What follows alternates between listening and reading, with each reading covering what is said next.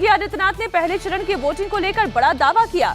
योगी आदित्यनाथ ने कहा कि देश भर में बीजेपी की लहर चल रही है। नरेंद्र मोदी फिर बहुमत से सरकार बनाने जा रहे हैं। परिवारवादी और करप्शन को जनता नकार रही है और विकास और देश हित के नाम पर वोटिंग हुई है, जिसका सीधा फायदा बीजेपी को मिलने जा रहा है। देखिए, लोकतंत्र के महापर्व में कल उत्तर प्रदेश की 8 सहित देश के 21 राज्यों की 102 लोकसभा सीटों पर चुनाव संपन्न हुए हैं। अब तक के जो रुझान हैं वह इस बात को बहुत ही स्पष्टता के साथ प्रदर्शित करते हैं कि पूरे देश के अंदर आम जनमानस का जो मत है वह फिर एक बार मोदी सरकार के लिए प्रचंड रूप से सामने आ रहा है। स्वाभाविक रूप से प्रधानमंत्री मोदी जी के नेतृत्व में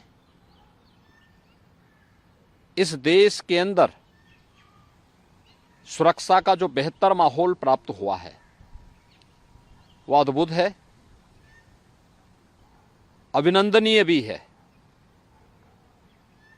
न केवल देश के अंदर बल्कि आधी आबादी तो पूरी तरह मोदी जी के सुरक्षा के इस मॉडल को अंगीकार कर रही है और उसी का परिणाम है कि प्रधानमंत्री मोदी जी के नेतृत्व में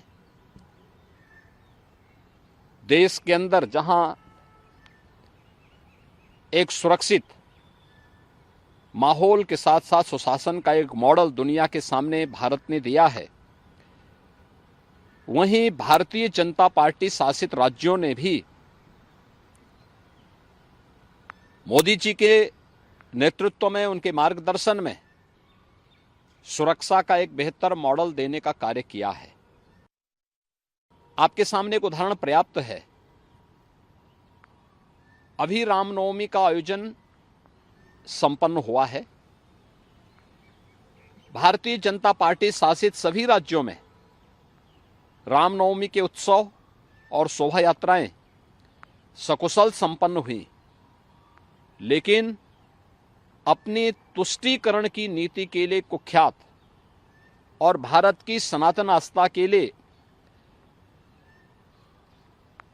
वेस्ट बंगाल की टीएमसी की सरकार के कारण वहां पे रामनवमी के जुलूसों पर, शोभा यात्राओं पर हमले हुए हैं।